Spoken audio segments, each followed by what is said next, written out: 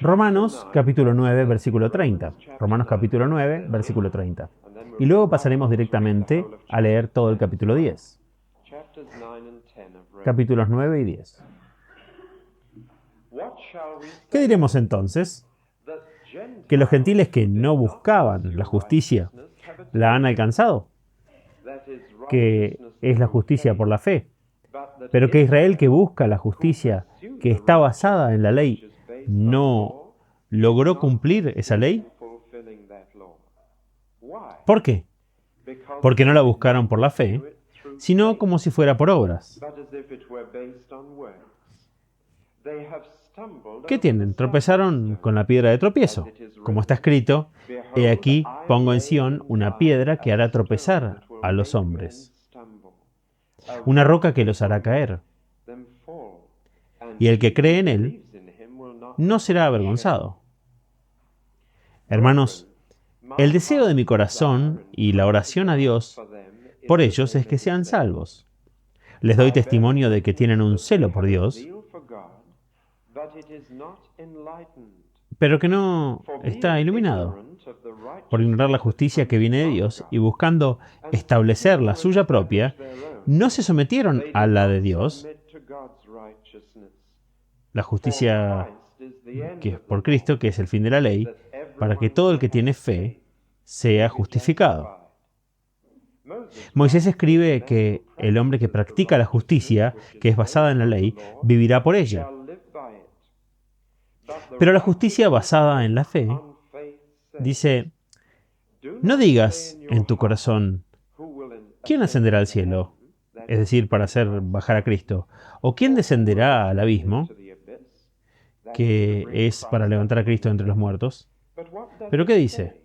La palabra está cerca de ustedes, en sus labios y en sus corazones. Esa es la palabra de fe que nosotros predicamos. Porque si confiesas con tus labios que Jesús es el Señor y crees en tu corazón que Dios lo resucitó de los muertos, serás salvo. Porque los hombres creen con su corazón y son justificados, y confiesan con sus labios y así son salvos. La Escritura dice que nadie que crea en Él será avergonzado, porque no hay distinción entre judío y griego. El mismo Señor es Señor de todos y otorga sus riquezas a todos los que lo invocan. Porque todo el que invoca el nombre del Señor será salvo. Pero ¿cómo pueden los hombres invocar a quien no han creído? ¿Y cómo van a creer en aquel de quien nunca han oído? ¿Y cómo van a oír sin un predicador? ¿Y cómo pueden los hombres predicar a menos que sean enviados? Como está escrito, qué hermosos son los pies de los que predican buenas nuevas.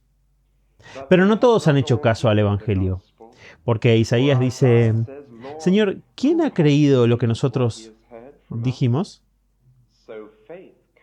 Así que la fe viene de lo que se oye, y lo que se oye viene por la predicación de Cristo. Pero pregunto, si no han oído, en verdad, sí lo han hecho, porque su voz ha salido por toda la tierra y sus palabras hasta los confines del mundo. Nuevamente pregunto si Israel no entendió. Primero Moisés dice, les daré celos de aquellos que no son una nación. Con una nación necia te haré enojar. Entonces Isaías es tan atrevido como para decir, he sido encontrado por aquellos que no me buscaban. Me he mostrado a los que no preguntaban por mí. Pero de Israel dice, todo el día extendí mis manos a un pueblo rebelde y contradictor.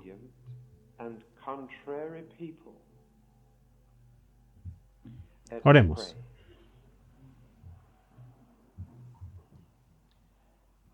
Nuestro Dios misericordioso y Padre Celestial, te damos gracias porque la salvación es por la fe. Estamos aquí esta mañana por lo que has hecho por nosotros y no por nada que hayamos hecho por ti. Te alabamos porque has hecho el camino de la salvación tan completo y simple que incluso aquellos que no lo buscaban parecen descubrirlo. Que aquellos que están lejos de ti, de pronto están cerca. Aquellos que andaban en caminos torcidos, ahora andan por caminos de rectitud. Te agradecemos de que llegó un día donde oyeron la buena noticia por algún siervo tuyo que fue enviado a predicarla. Te damos gracias por esta palabra para predicar. Oramos para que no solo escuchemos la palabra esta mañana, sino que le prestemos atención, para que no solo la entendamos, sino para que nos comprometamos a aplicarla, para que no seamos como tu pueblo antiguo, los judíos, que tuvieron tantas oportunidades de ser tu pueblo y que escogieron el camino equivocado. Te pedimos que podamos aprender de su error y que nosotros, como Pablo, podamos tener el deseo de que sean salvos y lleguen a conocer a su propio Mesías como Jesús, el Cristo. Y así, Señor, ayúdanos a entender esto, leyendo, y concédenos que podamos encontrar en Él no solo algo para satisfacer la mente, sino algo para desafiar la voluntad y capturar nuestras vidas por tu sacrificio. Te lo pedimos en el nombre de Jesús. Amén.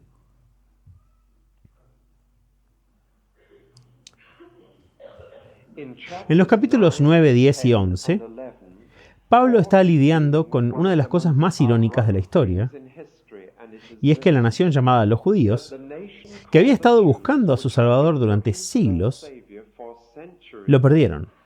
Y otras personas, que ni siquiera la habían estado buscando, lo encontraron. Este es el gran misterio de la historia que estamos tratando en estos 3 capítulos. Pablo, que en sus primeros días dedicó toda su vida a ser un rabino entrenado de los judíos, se encontró tomando las bendiciones que Dios prometió a los judíos, que las habían rechazado, y pasándolas a los gentiles, que las aceptaron con entusiasmo, tomando la comida preparada para los niños y dándose esa comida a los perros debajo de la mesa. Este es el misterio, y fue una terrible agonía personal para Pablo, y cada uno de estos 3 capítulos comienza con un testimonio personal de la agonía de Pablo y el deseo y la ansiedad por aquellos que estaban relacionados con él en carne y sangre. El capítulo 9 comienza: tengo un dolor incesante en mi corazón por ellos. El capítulo 10 comienza: este es mi constante deseo y oración por ellos. El capítulo 11, como veremos el próximo domingo, comienza con un testimonio personal similar a su participación en este dilema en particular. No solo fue el problema personal de Pablo, también era el problema de la iglesia cristiana en Roma a la que estaban escribiendo. Estaba formada por judíos y gentiles. Esa iglesia al principio había sido completamente judía y luego, gradualmente, más y más, de los gentiles que habían entrado en la congregación. Luego todos los judíos en Roma habían sido desterrados por el emperador y los cristianos judíos tuvieron que irse. Y la iglesia se volvió completamente gentil, después de haber sido completamente judía. Años más tarde, a los judíos se les permitió regresar, y regresaron a la iglesia. Y ahí estaban, judíos y gentiles. Pero la tragedia fue que la mayoría de los judíos en Roma no pertenecían a la iglesia, mientras que muchos gentiles sí lo hacían. Este es un libro judío, y sin embargo hay miles de cristianos que lo leen mucho más que los judíos. Esta es la ironía de la historia. Está lleno de promesas hechas a los judíos, y sin embargo miles de nosotros, los gentiles, disfrutamos de esas promesas, y miles de ellos no. Ahora Pablo está tratando de responder esto. ¿Cómo sucedió todo tan inesperadamente que las personas que buscaban a Dios no pudieron encontrarlo, y las personas que ni siquiera estaban buscando estaban ahí en la iglesia adorando al Señor? A veces sucede en la iglesia hoy. Algunos de ustedes pueden haber notado esto. Puede haber una persona que ha estado viniendo a la iglesia durante 40 años en la misma iglesia, sentada en un banco, y de alguna manera parece no llegar una fe viva con gozo en el Señor. Y luego alguien viene de afuera y el primer domingo que está ahí conoce al Señor. Y se van regocijados. Es desconcertante, ¿no es así? Que alguien que busca a Dios no lo encuentra y alguien que no lo busca, sí. Ahora, ¿por qué sucede todo? ¿Hay explicación? Bueno, hay dos respuestas a este problema que Pablo da, y una de ellas en el capítulo 9, una de ellas en el capítulo 10. El capítulo 9 es la primera respuesta, que es la soberanía divina, que Dios elige. Esa es la primera respuesta. Pero esa no es la respuesta completa, porque si esa fuera la respuesta completa, todo parecería terriblemente injusto por parte de Dios, elegir a algunos y no a otros. El capítulo 10 da otro lado de la respuesta, y los dos lados deben ir juntos, o obtendrás una respuesta distorsionada. Y la otra respuesta es la responsabilidad humana. Soberanía divina y responsabilidad humana. Y los dos van juntas. Son las dos caras de la misma moneda. Y la doble respuesta es de Dios es que fue responsable de ello y los hombres fueron responsables de ellos. La elección de Dios y la elección de los hombres entran en escena. Ahora, es en este punto que quiero decir que nuestras mentes humanas son demasiado pequeñas para aceptar ambas cosas. Siempre vamos a un extremo y a otro.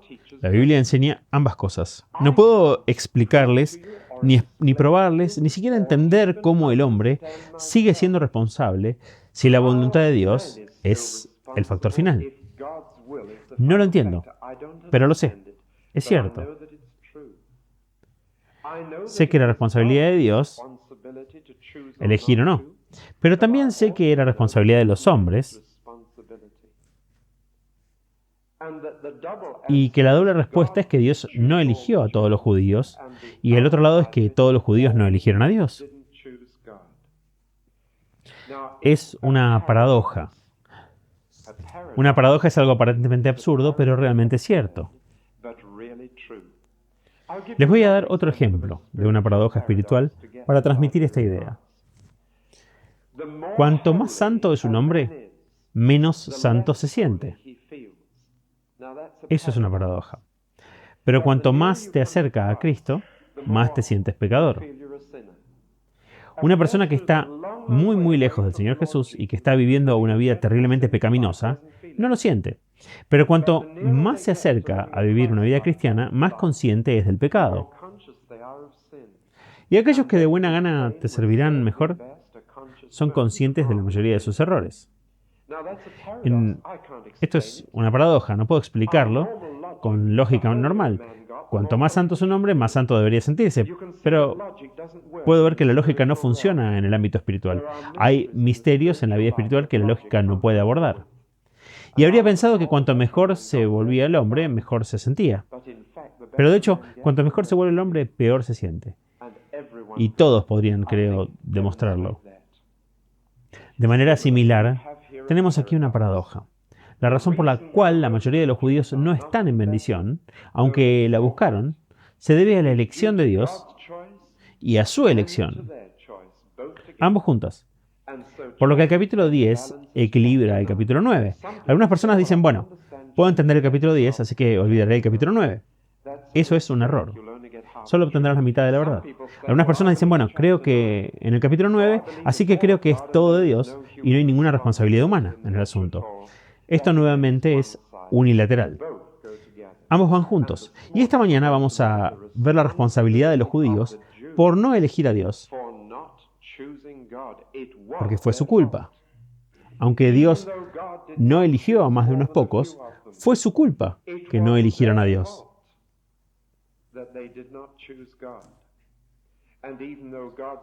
Y aunque la voluntad de Dios es absoluta, sigue siendo mi responsabilidad que no sea creyente, si no lo soy. Ahora, porque él está hablando con judíos, usa mucho la Biblia en estos capítulos. Si leen la carta a los romanos, pueden descubrir cuando habla con los judíos por el número de citas del Antiguo Testamento en algunos capítulos. No hay una sola cita en algunos capítulos y en otros capítulos hay 7 u 8. Ahora, cuando habla con un judío, le arroja el libro. Cuando habla con un gentil, no. Creo que podríamos aprender esto de tirarle el libro a las personas que no lo conocen, que no lo leen y que no lo aceptan como la palabra de Dios. Es bastante inútil. Y simplemente citar textos a personas que no creen en la Biblia no es la forma correcta de testificar. Si alguien cree que esta Biblia es verdadera, ese es el momento de citarle la Biblia. No tiene sentido citársela, a menos que acepten el argumento que está basado en él. Solo alguien que cree que esto es verdad va a aceptar eso. Estará convencido si cita un texto. Si no creen que sea verdad, entonces tendrán que discutir con ellos por otros motivos. Pablo hizo esto. Simplemente lo descartó porque algunas personas tienen la idea de que testificar a las personas es citarles un versículo. No creen en la verdad de ese versículo, no tiene sentido citárselo. Deben discutir por otros motivos, de otras maneras. Pero Pablo está hablando con los judíos, aquí en la iglesia de Roma, y por lo tanto 8 veces cita de su Biblia. Su Biblia está dividida en tres partes. La ley, los primeros 5 libros, Génesis, Éxodo, Levítico, Números y Deuteronomio, los profetas y los salmos. Y por eso cita la ley de Deuteronomio y Levítico, cita a los profetas, Isaías y Joel, y cita los salmos, del Salmo 19. En otras palabras dice, está en el libro, está en tu libro, está en la Biblia. Y esto debería probártelo. Y él les da la respuesta de su propia Biblia. Ahora bueno, todo esto es una introducción. Vamos directamente a este misterio de por qué los gentiles, que ni siquiera buscaban a Dios, lo encontraron.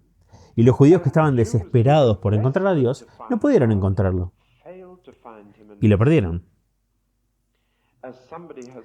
Como alguien ha escrito, Dios a menudo es encontrado por aquellos que aparentemente están más lejos de Él, mientras que permanece sin ser descubierto por aquellos que se imaginan que están en su presencia. Es una oración sorprendente.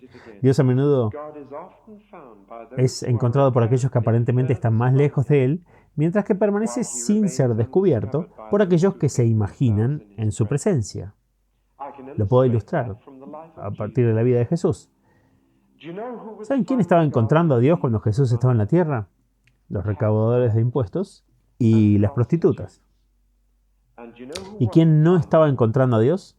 Los líderes religiosos en las sinagogas y en el templo. Ahora, ¿no es sorprendente? Todavía es cierto hoy en día. Una de las emociones de leer el libro, la cruz y la navaja, y la emoción de muchos de nosotros que tendremos el jueves por la noche la oportunidad de escuchar al autor David Wilkerson, es precisamente que los jóvenes, sin antecedentes, sin religión, sin iglesia, sin respetabilidad, parecen llegar directamente a un tremendo amor por el Señor y una fe en Él que salva. Mientras que la iglesia en Nueva York y en este país están llenas de personas que no logran salir adelante a ese gozo. Ahora veamos la responsabilidad por esto. Vimos el domingo pasado que Dios es en parte responsable de esta situación. Vamos a ver hoy que los hombres también son responsables por ello. Dios es responsable, los hombres son responsables. Miremos el lado humano. Lo hacemos mirando a los judíos y preguntando qué les salió mal, por qué su historia es la más trágica de cualquier nación de la tierra. Lo extraño e irónico, como he dicho, es que los gentiles encontraron a Dios y los judíos no. Y de todas las naciones de la tierra solo hubo una que estaba desesperadamente ansiosa por estar bien con Dios. De todas las personas de la tierra, los judíos eran los que más sabían más claramente que solo hay una esperanza para el futuro y es estar bien con Dios, ser justos ante Dios, estar en los buenos libros de Dios, y lo persiguieron, corrieron tras ello, vivieron para ello, y los judíos eran la nación más religiosa de la tierra. La tragedia es esta. Cometieron el error más terrible. Buscaron a Dios de la manera equivocada. Eso es todo. Hay una manera correcta y una manera incorrecta de encontrar a Dios. Y los judíos eligieron la manera equivocada. Ahora, ¿cuál es la manera incorrecta? Es esta. Los gentiles encontraron a Dios porque vinieron con fe. Los judíos fracasaron porque vinieron con obras. Eso es todo. Y hay una lección aquí que desearía que todo hombre y mujer en este país pudiera aprender. Porque conozco a miles que están cometiendo el mismo error fundamental. Con razón no conocen al Señor. Con razón, a pesar de que van a la iglesia y dan su dinero a buenas causas, no logran llegar a esa confianza en Dios. ¿Qué es? Cometieron el mismo error que los judíos. Pensaron que son las buenas obras las que te hacen cristiano. Y no lo son. Ahora, los judíos cometieron este error. Pensaron, si guardo los 10 mandamientos de Dios, si hago buenas obras, tarde o temprano seré lo suficientemente bueno para ir al cielo. Y Dios me va a salvar y me va a aceptar. Y no se dieron cuenta, por supuesto, de que hacerlo es fracasar total y miserablemente. Por la sencilla razón de que nadie podrá hacerlo. No hay un hombre o una mujer que pueda decir que ha guardado la ley de Dios. He escuchado a mucha gente decir, bueno, nunca le hice ningún daño a nadie, pero eso es solo porque su conciencia está muerta. Por cosas dichas o dejadas sin saber, han dañado a muchas personas. Todos nosotros simplemente no lograron cumplir la ley. Ahora, en este punto, Pablo dice, han tropezado con la piedra de tropiezo. Y cita al profeta Isaías en el versículo 33. Y quiero que intenten ver una imagen vívida. Quiero que imaginen que hay una gran inundación arrasando un valle, como los que vimos en el distrito de los lagos hace un mes. Hay muros de piedra y caminos de tierra que fueron barridos. Viene una gran inundación de agua. Quiero que imaginen que hay una roca en el camino de esa inundación. Algunas personas ven venir la inundación y se dirigen a la roca y se paran sobre ella rápidamente. Pero cuando llega la inundación, otras personas, en lugar de escalar la roca, dicen, bueno, voy a nadar contra ella. ¿Qué le sucede? La corriente los toma y los golpea contra las mismas rocas en las que se iban a salvar. Esa es una imagen que usó Isaías. Dijo, los asirios vienen a invadir la tierra de Israel. Será una inundación de juicio sobre ustedes. Pero habrá una roca que Dios colocará allí. Y quien confíe en Dios y se apoye en esa roca no será avergonzado. Pero si no estás en la roca, serás estrellado contra ella. Y la misma roca que te habría ayudado a ser salvado será tu perdición. Esa es la imagen dada aquí. Y Pablo dice que la roca es Cristo. Pedro dice que la roca es Cristo y cita el mismo versículo que recuerdan, el 1 Pedro capítulo 2. Lo pasamos hace unos 2 meses. Y esta es la verdad. Aquí viene un diluvio de juicio sobre el pecado. Es seguro que vendrá. Jesús dijo, como fue en los días de Noé, así será. Habrá un diluvio de juicio venidero. Pero Dios ha colocado una roca, la roca de los siglos. Y cualquiera que con fe simple se mantenga firme en Cristo, estará absolutamente seguro. Nunca serán avergonzados, nunca se avergonzarán, nunca serán condenados, nunca se perderán.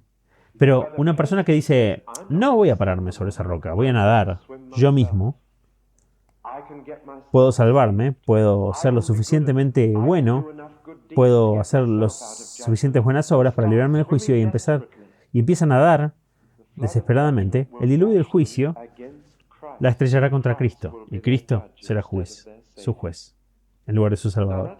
Ahora, eso es lo que Pablo está diciendo aquí. Y cuando Cristo vino a los judíos, Pablo dice que estaba la roca. Y cualquiera de ellos podría haber construido su fe sobre esa roca. Cualquiera. Y los que lo hicieron estaban absolutamente a salvo. Y lo estarán.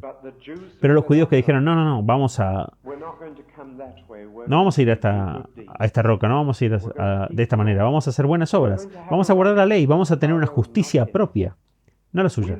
Vamos a establecer nuestra propia salvación. Trabajaremos nuestro propio camino al cielo. Ellos nadaron duro, pero el diluvio los arrastró contra Cristo como juez. Ahora, ¿qué cuadro es ese? No puedes tener las dos cosas. O llegas al cielo haciendo buenas obras, o llegas al cielo porque Cristo murió.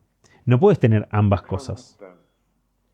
Y si vas a ir al cielo mediante buenas obras, entonces debes hacerlas todas, toda tu vida, perfectamente, en cada manera posible. Debes ser absolutamente tan perfecto como tu Padre Celestial. Es tan santo como Él.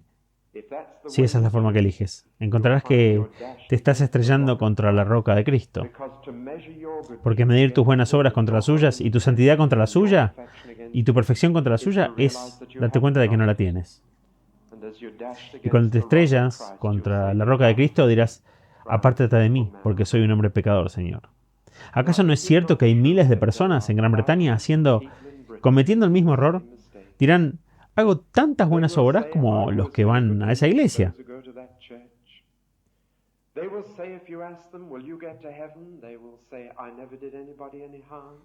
Dirán que si les preguntas, ¿llegaste al cielo? Dirán, bueno, nunca le hice ningún daño a nadie, he tratado de hacer mi poco de bien en toda la vida. Están cometiendo el mismo error fundamental, y la roca que los arruinará es la roca de Cristo. Porque se ponen de pie y dicen, no necesito Cristo, no necesito la cruz, no necesito su expiación, no necesito su salvación, la voy a tener por mi propia cuenta. Puedo arreglármelas sin Él. Eso es lo que dicen. La roca sobre la cual podrían haber construido toda su vida, las buenas obras, son importantes, por supuesto, no estamos menospreciando eso, pero solo cuando están construidas sobre la roca y brotan de la fe que tienes en la roca. Los cristianos hacen buenas obras no para llegar al cielo, sino porque van ahí. No porque van a ser salvos, sino porque ya lo han sido. Es distinto. Bueno, este fue el error que cometieron los judíos. Pablo dice, tengo un deseo por ellos, oro por ellos. ¿Te das cuenta de que aunque en el capítulo 9 dice que Dios no los eligió, dice, oro por ellos? Algunas personas lógicamente dicen, bueno, si Dios simplemente elige a estos y no a aquellos, ¿cuál es el punto de orar por alguien? Se han perdido todo el punto, si hablan así. Oras por quienes te preocupan. La predestinación no excluye la oración. Pablo, sabiendo que Dios no los había elegido a todos, oraba por todos, para que fueran salvos. Dijo, soy testigo de que tienen celo por Dios. Quiero que se den cuenta de esto. La sinceridad no es suficiente. El entusiasmo no es suficiente. El celo no es suficiente. El celo nunca salvó a nadie. La sinceridad nunca salvó a nadie. El entusiasmo nunca salvó a nadie. Un pobre chino tenía una esposa a la que le salieron llagas en el pie y empeoraban rápidamente, hasta que su pie quedó en un estado terrible. ¿Saben lo que hizo este pobre chino? Fue a su viejo camión y raspó la grasa de los resortes y se las puso en un pie para tratar de mejorarlo. ¿Y saben lo que pasó como resultado de eso?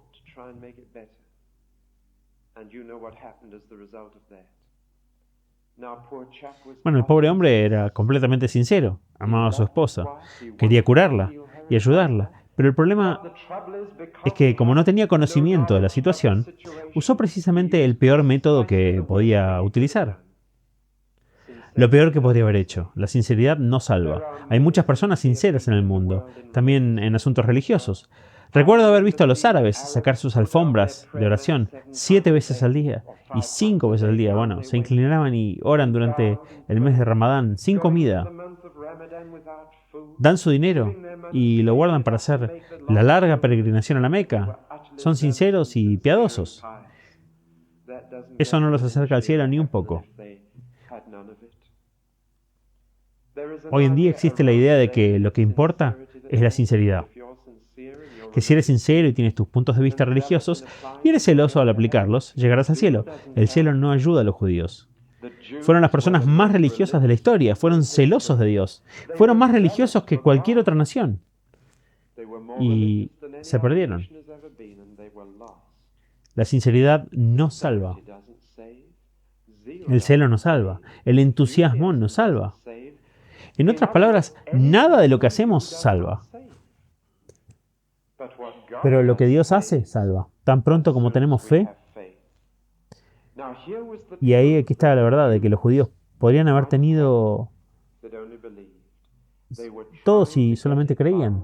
Estaban tratando de obtenerlo por las obras de la ley. Y Cristo es el fin de la ley. Él terminó por completo. Eso podría significar que es el objetivo de la ley en el sentido de que fue la primera persona en guardarla. Pero creo que significa más que eso, que fue el término de ella. Que cuando llegó a su fin simplemente no puede ser salvo de esa manera, desde que Cristo vino, y es por lo que haces o por lo que Él hace, ya sea por los mandamientos o por la cruz. Si vas por los mandamientos, tienes que ser 100% perfecto. Pero si vives por la cruz, puedes ser 100% malo.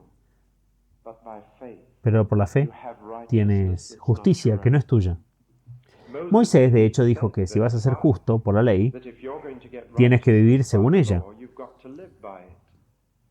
No es solo recitar los 10 mandamientos lo que te lleva ahí. Nuevamente, ¿recuerdan a este hombre de negocios escocés del que les hablé? Que le dijo a su ministro que había ahorrado y que iba a visitar el monte Sinaí, y su ambición era escalarlo y gritar los 10 mandamientos desde lo alto. Y el ministro le dijo que sería mejor quedarse en casa y guardarlos. Eso es lo que dijo Moisés. No se trata solo de conocer los 10 mandamientos o recitarlos en la iglesia, es vivir según ellos. Y ninguno de nosotros logra vivir según ellos. ¿No matarás? No te enojes, dijo Jesús. No los mates con el pensamiento, no los desprecies. No cometas adulterio, no seas lujurioso en tus pensamientos, dijo Jesús. No chismees, no digas cosas falsas sobre tu prójimo. No seas codicioso sobre lo que otros tienen. ¿Quién ha vivido por esto? Nadie. Nadie. Entonces, ¿cuál es la manera correcta de ser salvo? La forma correcta es simplemente creer y tener fe. Ahora Pablo cita algo que dijo Moisés cuando estaba muriendo. Cuando Moisés agonizaba, recuerden que Moisés había bajado de la montaña con estas 2 tablas de piedra, con los 10 mandamientos escritos en ellas, y cuando Moisés agonizaba le dijo a los hijos de Israel, quiero que recuerden esto, nadie tendrá que volver a Dios para traerles esta ley. Nadie tendrá que bajar al mundo de los muertos para buscarme otra vez y preguntar cuáles eran los 10 mandamientos. Los tienen ahora. Están cerca de ustedes. Saben lo que son. Está en tus labios, los recitan en tu corazón, los has memorizado. Por lo tanto, todo lo que tienen que hacer es tomar lo que ya saben y aplicarlo. Eso es lo que Moisés dijo.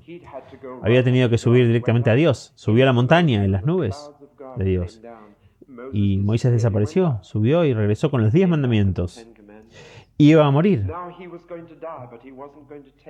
Pero no se iba a llevar los mandamientos a la tumba con él, los estaba dejando con Israel. Entonces dijo, no necesitarán subir, no necesitarán bajar, ya lo tienen, solo aplíquenlo. Y Pablo toma lo que Moisés dijo sobre la ley y lo aplica a Jesucristo.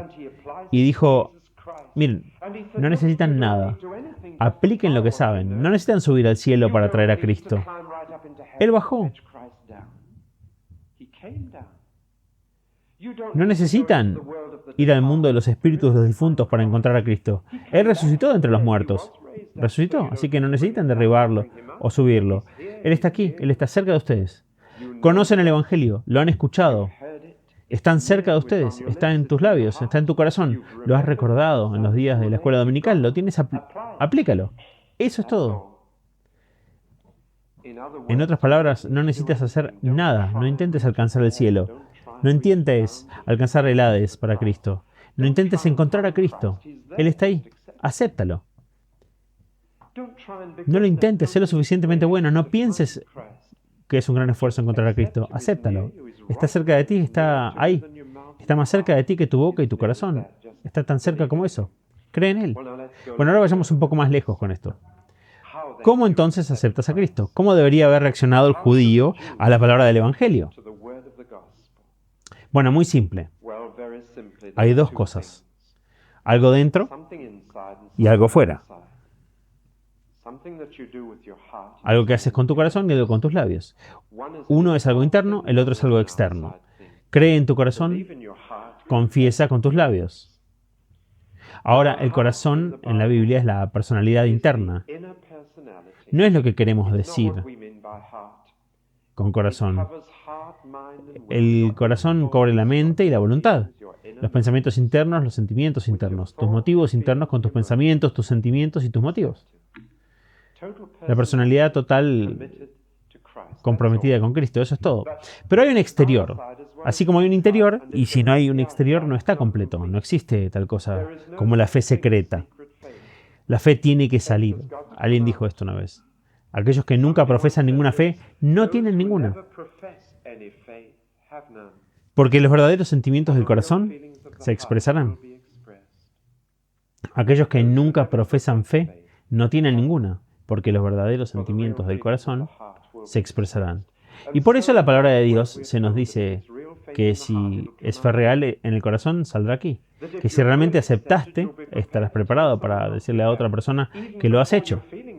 Incluso antes de que tus sentimientos te lo digan, tu fe se expresará. Por eso es tan grande la ventaja de dejar que otra persona lo sepa inmediatamente en el momento que crees. Es por eso que el Dr. Billy Graham invita a las personas a presentarse. Es útil, es necesario dejar que tu fe sea conocida por los demás, así como por Dios. Si hubo un niño noruego que se convirtió durante las reuniones de Moody y en un inglés entrecortado, cuando alguien le preguntó por qué salía al frente e hizo pública su fe, dijo esto: porque si le hablo a otros acerca de Jesús, él le va a contar a su padre acerca de mí. ¿Saben lo que Jesús dijo? Jesús dijo eso. Si te da vergüenza confesarme ante los hombres, yo me avergonzaré de confesarte delante de mi Padre. Dile a alguien más sobre tu fe y él le contará al Padre acerca de ti. Y eso es lo importante, porque si él no le cuenta al Padre acerca de mi fe no me salvará. Porque es mi fe la que Dios está esperando escuchar. Y entonces, si crees en tu corazón, deja que salga. Y le dices a alguien más. Entonces serás salvo. Noten que la fe está en la resurrección y no solo en la muerte de Cristo. Es si crees que Cristo fue resucitado de entre los muertos por Dios. No es que creer que Jesús murió por tus pecados hace 2000 años y parar ahí, porque no podías tener fe en Él. Podrías tener fe en su muerte. Pero la fe en Cristo está en alguien que está vivo. Y entonces mi fe en Cristo no es en un Cristo muerto, sino en un Cristo que murió y resucitó. Y entonces debe ser fe en un Jesús resucitado, y no solo en su muerte. Y por tanto, si creo en mi corazón que Dios lo resucitó de los muertos, y si digo algo con mi boca que solo puedes decir cuando crees que está vivo, Jesús es el Señor, entonces serás salvo. La fe tiene un interior y un exterior. Está en el corazón y en los labios. Y luego Pablo continúa citando el Antiguo Testamento una y otra vez. Dos promesas del Antiguo Testamento. Nadie que haga eso será defraudado. Todo el que haga eso será arrebatado. Nadie que haga eso será avergonzado, defraudado por Dios. Y todo el que haga eso será salvo. Por lo tanto, la conclusión es que no importa si eres judío o gentil, no hay diferencia. Solo hay una manera en que puedes ser salvo. Y si los gentiles aceptan que es de esa manera y los judíos no, se dan cuenta de por qué sucede. Si los judíos se niegan a creer y los gentiles creerán, entonces eso lo explica. Toda la responsabilidad humana está clara. ¿Por qué alguien que viene a la iglesia durante 30 años no se salva y alguien que viene en el primer servicio sí? La respuesta es que el asistente de 30 años todavía no ha aceptado en el corazón y no ha confesado con los labios. Pero el que entró recién sí. Eso lo explica. Uno aparentemente estaba buscando a Dios y el otro no. Y sin embargo lo encontró. Es como si Dios estuviera esperando el momento en el que simplemente dices, lo creeré. Y se lo voy a decir a alguien más. Creo que está esperando eso. Y creo que muchos de ustedes simplemente querrían decir amén en sus corazones para que puedan haber luchado por meses para encontrar a Cristo. Y llegó un día en que simplemente creyeron en su corazón y dejaron que la gente supiera que lo habían hecho. Tan pronto como lo hicieron, todo pareció comenzar a funcionar. La niebla se disipó, la cosa comenzó a ser positiva y clara. No lo entendieron todo al principio, pero lo sabían. Estaban caminando en la dirección correcta, y que Cristo era de hecho su Salvador. Es tan simple como que los judíos no pueden verlo. Es muy simple para ellos. Y así pasamos al otro lado de esto. Su primer fracaso fue que no lograron alcanzar la justicia porque trataron de obtenerla de la manera equivocada. Trataron de obtenerla haciendo buenas obras en lugar de recibirla por fe. El otro fracaso fue este. Alguien podría decir, bueno, si los judíos realmente escucharon de la manera correcta, tenían la ley y escucharon los mandamientos. Moisés les dijo que tenían que vivir de acuerdo con eso. Pero si han escuchado el Evangelio con la misma claridad, no puedes culpar a alguien si nunca lo han escuchado, si nunca han creído. Bueno, eso es perfectamente cierto. Pero lamentablemente, la verdad es que los judíos no solo no lograron alcanzar la justicia, sino que no aceptaron la revelación de Dios en el Evangelio. Hay 4 estamentos lógicos. El llamado depende de creer, creer depende de escuchar, escuchar depende de predicar, predicar depende de enviar. ¿Cuál de estos 4 salió mal con los judíos? Miremos estos 4 pasos. Llamar depende de creer. Si no crees que Jesús está vivo, no invocarás su nombre. No dirás, Jesús me salvó. Si no crees que está vivo, no lo invocas, a menos que creas que está vivo. En segundo lugar, no crees a menos que hayas escuchado. Porque ¿cómo podrías creer que Jesús estaba vivo si nunca hubieras escuchado que estaba vivo? Pero, en tercer lugar, escuchar depende de la predicación. Soy un gran creyente en la predicación. Está de moda entre los clérigos hoy en día menospreciar la predicación. Lo escucho una y otra vez en los ministros. Dicen que las predicaciones son obsoletas, que no escuchan. Hoy en día dicen que con 20 minutos alcanzan. Creo que esto es mentira y creo en la predicación, no en la discusión, pero en la predicación. Hay un lugar para la discusión donde la gente se convierte a través de la predicación, no de la discusión. Hoy en día se discute. Diálogo, discusión, diálogo. Pero es por la necedad de la predicación que Dios ha escogido a los hombres para ser salvos. La predicación no es discusión, no es ofrecer opinión contra otro. Un predicador es un locutor, es un hombre enviado con un mensaje de Dios. El éxito de Billy Graham se debe en gran medida al hecho de que él cree en la predicación, que la predicación lleva a escuchar y escuchar a creer, creer a llamar. Pero un momento, ¿cómo podría alguien predicar a menos que hubiera sido enviado? Nadie podría predicar, o podrían hablar, sí, podrían ser oradores, pero no podrían predicar a menos que Dios los hubiera enviado. Es por eso que nadie debería subir a un púlpito a menos que Dios lo envíe. Sería terrible hacerlo sin eso. Porque un predicador no está anunciando sus propias palabras, sino la palabra de Dios. ¿Cómo puede hacer eso a menos que Dios lo haya enviado? Con su palabra. Esa es la lógica. ¿Cuál de estas 4 cosas falló con los judíos? No la número 4, no la 3, la 2 menos. Es la primera. Dios envió predicadores a ellos y le dijeron el mensaje y lo escucharon. Y fue porque no creyeron que no son llamados. Escucharon todo, sí. Y Pablo lo prueba de muchas citas del Antiguo Testamento.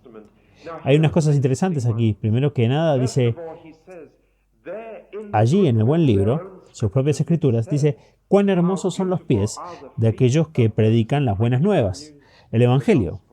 ¿Cómo podría estar esto entre sus escrituras si no hubiera sucedido? Me impactó al leer este texto, me inquietó. Se nos escapa el sentido del humor a veces, pero simplemente me impactó. Los pies son la parte más hermosa, menos hermosa del cuerpo de una persona, ¿no? Son los más desgarbados y los más inútiles, y sin embargo aquí estamos. Qué hermosos son los pies. No qué hermosas son las bocas de los que predican, sino qué hermosos son los pies. Ahora, ¿por qué? Porque se necesitan pies para llevar la boca a donde es necesitada. Piensen en eso. Dios quiere predicadores con pies. Oyeron decir que un ministerio tenía fiebre aftosa, no podía predicar y no visitaría. Pero Dios quiere personas que sufran y quiere personas que vayan a predicar. Qué hermosos son los pies de alguien que vino a darme buenas noticias. Pero ahora una cita del mismo profeta dice esto. Pero ¿quién ha creído lo que hemos dicho? ¿Quién ha creído en nuestro informe? ¿Se dan cuenta de qué capítulo proviene esto? Viene de Isaías 53. Él fue herido por nuestras transgresiones y molido por nuestras iniquidades. Y hasta el día de hoy, cuando los judíos leen el libro del profeta Isaías, se niegan a leer el capítulo 53. Y cuando un peregrino cristiano le preguntó a un maestro de escuela en Israel, ¿por qué no leen Isaías 53 en la escuela? Porque es un capítulo cristiano, respondió. Y es en ese capítulo que dice, ¿quién ha creído en nuestro anuncio? Los judíos saben perfectamente cuál es el Evangelio. Conocen Isaías 53 y se niegan a leerlo sus hijos porque se trata de la cruz de Cristo. ¿No es sorprendente?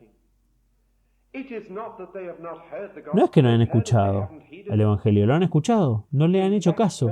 De hecho, Pablo ahora cita el Salmo 19, que originalmente trata sobre el sol. Y el Salmo 19 dice sobre el sol que no hay voz ni lenguaje donde su voz no se escuche. El sol sale como novio de su cámara y hace el circuito del cielo, y todos lo ven. Es el lenguaje de Dios que todos pueden entender. El sol es visto por todos. Y Pablo dice que es igualmente cierto del Evangelio en lo que respecta a los judíos. ¿Saben que es un hecho histórico de que no hay judíos en ninguna parte del mundo donde no se predica el Evangelio? En otras palabras, los judíos en todas partes, los judíos donde hayan ido, el Evangelio ha ido. ¿Dios los ha dejado sin excusa? Lo han oído, lo saben todo. Han oído hablar de Jesucristo. Pueden escupir cuando mencionan su nombre, pero han oído hablar de Él. Sholemash, uno de los novelistas vivos más importantes de la actualidad, es judío y vive en Israel, y verán sus libros en la biblioteca del condado, Sholemash, y ha escrito la vida de Cristo, aunque todavía no puede ver que es Salvador y Señor. Han oído todo lo que han oído, pero no le hicieron caso. No lo aceptaron. Saben que pueden escuchar mi sermón esta mañana, pero necesitas prestarle atención. Hay diferencia entre los que lo han escuchado y los que han hecho caso. Y los que han hecho caso son los que reciben advertencia y consuelo de Él. Y los que no lo han oído simplemente han escuchado. Algunas personas no tienen problemas con su oído, tienen problemas con su escuchar. Eso es lo que está mal con los judíos. Pero Pablo dice que les preguntó si no entendieron lo que escucharon. Tal vez haya alguna excusa para ellos, que no lo entendieron claramente. Vuelve a dar dos citas más de los profetas.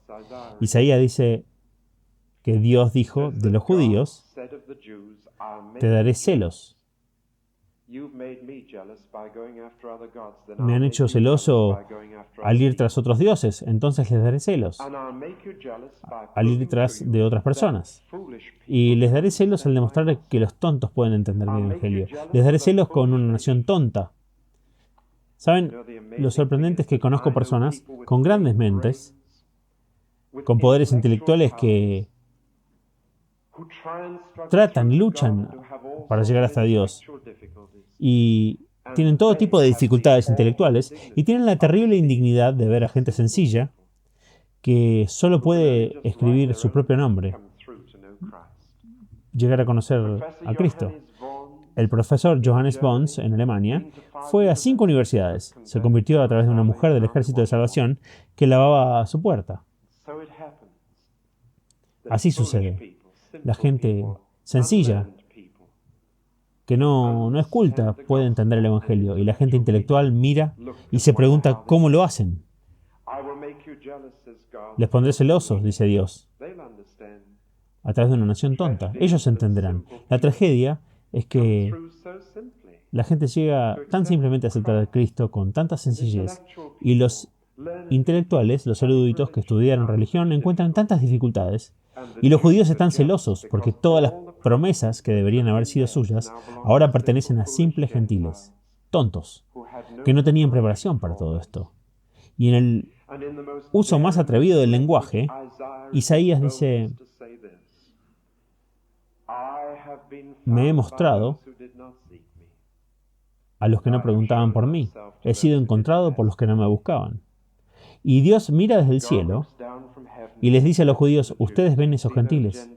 ¿No han estado esperando al Cristo durante 2000 años? Y lo encontraron. Vean, esos gentiles no tienen ningún conocimiento de las Escrituras, pero ellos me conocen. Ustedes no. Esas personas no preguntaron por mí, pero les puse la mano. Has estado preguntando por mí durante siglos. Estoy tratando de ponerte celoso. Si tan solo hubieras venido por el camino correcto. Y con el último versículo tenemos una imagen desde un punto de vista muy diferente de la imagen de Dios en el capítulo 9. Y sin embargo, es el mismo Dios. En el capítulo 9 tenemos un Dios impersonal, un alfarero con la arcilla. Pero en el capítulo 10 tenemos un Dios extendiendo sus manos, suplicando a un pueblo desobediente y contradictorio. Fue su culpa. Fue su responsabilidad. Aunque Dios eligió un remanente de ellos para ser suyo. Aquellos que no eran suyos, era su responsabilidad. No vendrían por su camino, no vendrían por fe. El remanente sí lo hizo. Y usted encuentra en Hebreos 11 una lista de aquellos en el Antiguo Testamento que vinieron por fe. Por fe Abraham, por fe Isaac, por fe Jacob, por fe Moisés, por fe Josué, por fe Gedeón y Sansón. Vinieron, pero fueron solo un puñado de judíos. El resto dijo: no creeremos. Vamos a nadar. No vamos a pararnos sobre esta roca para construir. Vamos a nadar.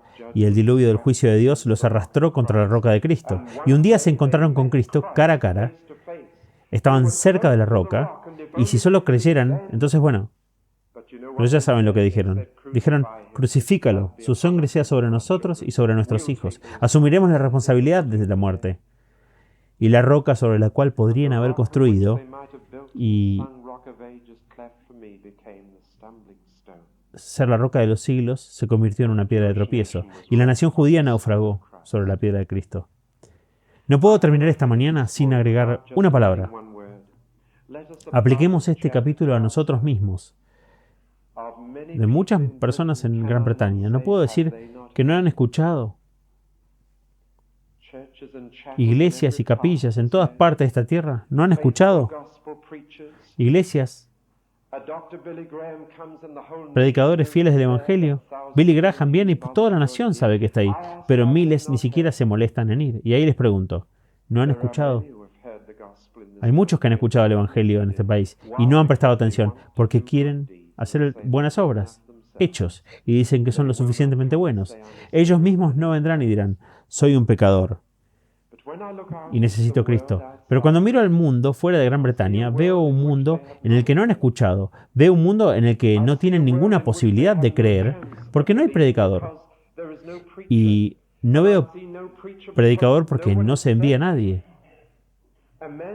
Un hombre le dijo a un soldado del ejército británico: si el rey le dijera la orden al ejército británico de llevar el mensaje a todas las naciones del mundo, ¿cuánto tiempo tomaría? Este oficial respondió: unos 18 meses. El hombre dijo que el rey de reyes le ha dicho a su ejército: vayan y hagan discípulos de cada nación. ¿Cuánto tiempo tomará? Han pasado 1800 años y hay más inconversos en el mundo ahora que en el primer siglo después de Cristo. ¿Quién irá por nosotros? ¿A quién enviaré? ¿Cómo predicarán a menos que sean enviados? ¿Cómo oirán a menos que alguien predique? ¿Cómo creerán a menos que oigan? ¿Cómo clamarán a Jesús a menos que crean que está vivo? Esa es la lógica. Y no es accidente que el capítulo 10 de Romanos ha sido uno de los más grandes capítulos misioneros de todo el Nuevo Testamento y ha enviado más personas al campo que cualquier otro capítulo. ¿Cómo invocarán a aquel a quien del cual nunca han oído hablar? La responsabilidad en este país es de aquellos que han escuchado. La responsabilidad de aquellos de este país es llevarle al resto del mundo el Evangelio. Amén.